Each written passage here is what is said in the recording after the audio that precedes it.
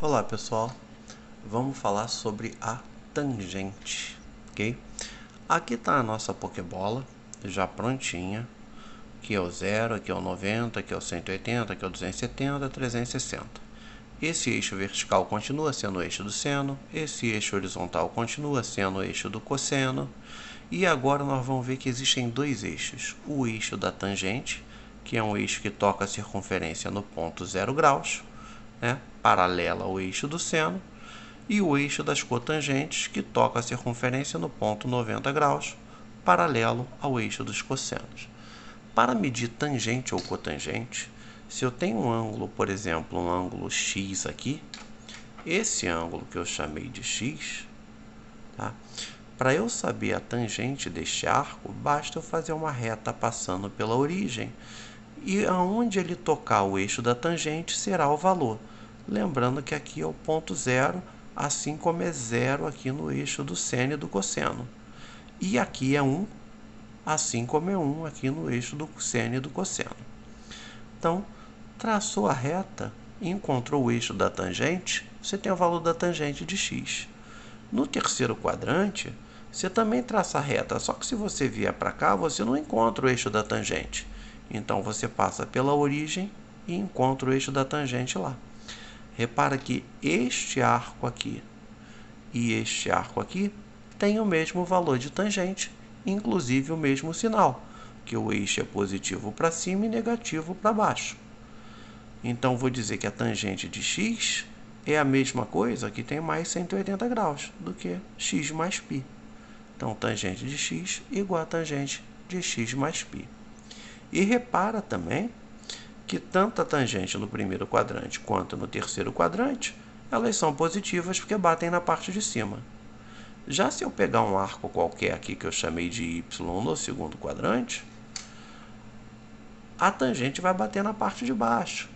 Porque esse arco y aqui, se prolongar para lá, tu não acha o eixo da tangente. Então, tu passa pela origem e bate aqui na parte de baixo. Este arco e este arco aqui representam o mesmo valor da tangente. Tangente de y é igual a tangente de y mais π. Ou seja, essa fórmula sempre vale. E outra coisa, ambas batem na parte de baixo do eixo da tangente. Então, no segundo e no quarto quadrante, a tangente é negativa. Um detalhe importante é que aqui seria o menos 1, né? Na mesma altura que é o menos 1 aqui no eixo do seno. Ou seja, a tangente pode dar menor que menos 1 e a tangente pode dar maior que 1. Nós já sabemos lá que a tangente, lá do triângulo retângulo, é seno dividido pelo cosseno. Então, se ela é seno dividido pelo cosseno, posso pegar um cosseno menor que um seno e isso vai dar maior que 1. Agora, a tangente só existe quando o cosseno é diferente de zero.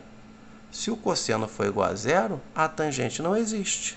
É o caso da tangente de 90 e da tangente de 270, que não existem. Por que elas não existem? Elas não existem porque 90 está aqui.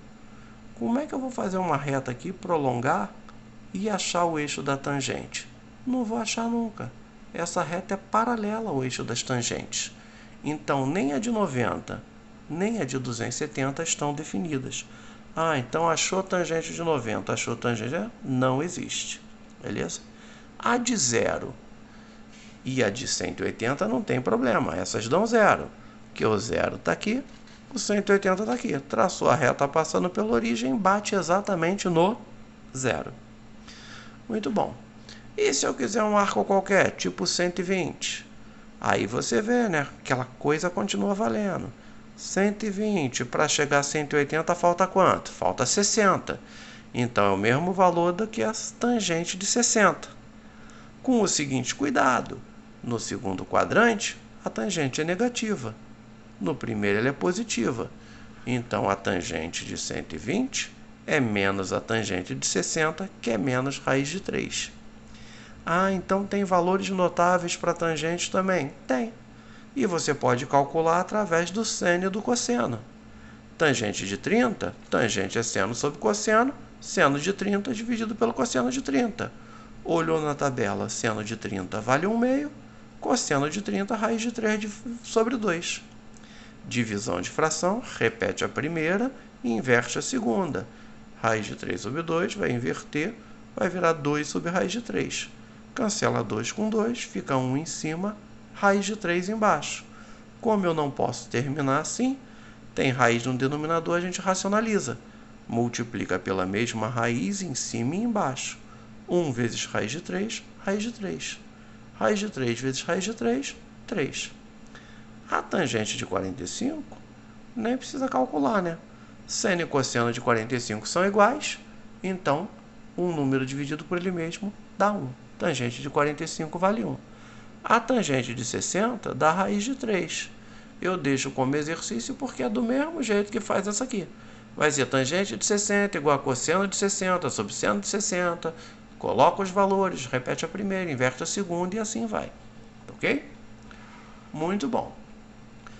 Assim como tem o eixo da tangente, tem também o eixo das cotangentes, né? O eixo da cotangente toca aqui no 90. Só que mede da mesma forma. Cotangente de 120 é esse valor aqui. 0 é aqui, positivo à direita, negativo à esquerda. Ah, então os sinais da cotangente são os mesmos da tangente. São diagonal negativa, bate do lado esquerdo, diagonal positiva em vermelho. Se eu prolongar aqui, bate lá do lado direito. Esse valor aqui seria a cotangente. Maior que 1, né? Ah, tá. Cotangente pode ser definida como inverso da tangente. É cosseno dividido por seno. Ok? Calcula-se também da mesma forma, aquele negocinho, 120. Cotangente de 120 é igual a cotangente de 60. Cotangente de 60 é raiz de 3 sobre 3. Né? Se a gente preencher a nossa tabelinha, a gente tem aquela história lá, né? 1, 2, 3, 3, 2, 1, tudo sobre 2. Aí vem os valores de tangente e o da cotangente. O da tangente é raiz de 3 sobre 3, 1 e raiz de 3. O da tangente. O da cotangente inverte. A cotangente de 30 é a tangente de 60. E a cotangente de 60 é a tangente de 30 e vice-versa, de acordo com o seno e cosseno, que são iguais quando o seno de x, a gente sabe que ele é igual ao cosseno de π menos x, π sobre 2 menos x, quando os ângulos são o quê? Complementares. Se a soma dá 90, o seno de um é igual ao cosseno do outro. Ok? Por hoje é só, pessoal. Até a próxima.